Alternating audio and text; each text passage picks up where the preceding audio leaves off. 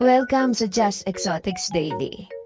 So, marami nagtatanong sa akin sa basic care ng ating mga bed ear sliders. So, simulan natin. So, ang unang-una sa pinakamahalagang requirement sa pag-aalaga ng red ear slider syempre yung ating enclosure. Pwedeng gumamit ng aquarium, pwedeng gumamit ng tank. Pero ako personally, I prefer yung mga tank o tubs na tinatawag. Pwede yung mga mega box. Ako gamit ko isang malaking mega box na puti. Ang reason ko naman dito since marami tayong kinikip, no? Mas madali itong linisin, mas madaling makita, at mas madaling buhatin personally. Kasi alam naman natin yung mga aquariums, medyo fragile yan. So, saan makakahanap ng mga aquariums? Marami. No? Merong mga pet shops, merong sa online shops. So, yan ang unang requirement. Pangalawa, water requirement. Sa water requirement, hindi ko sinasuggest, no? Ako personally na sobrang lalim. Lalo na hatchling itong mga to.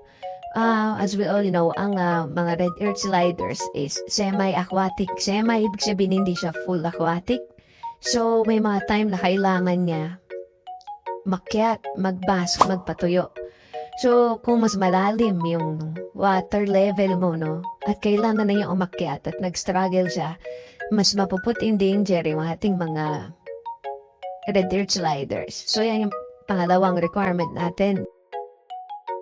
Sa water naman, marami nagtatanong anong klaseng tubig. Ako kasi, honestly, tap water gamit ko, pero nilalagyan ko na lang ng mga dechlorination na formula, maraming nabibili. Tinatawag din nila itong water conditioner, marami nabibili sa online. Ilalagay ko na lang yung link dito, dyan ako bumibili. Pwede nyo magamit. Sa mga hindi naman gusto bumili, pwede nyong ilagay lang o set aside. Sabi nila, pahingahin yung tubig for 24 hours para ma-dechlorinate. Alam naman natin yung mga tap water natin.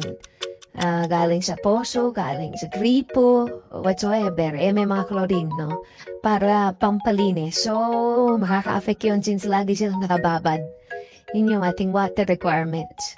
Pangatlo, heat requirement. So, kailangan ng mga terrapins ng turtles, no? O hiking tortoise ng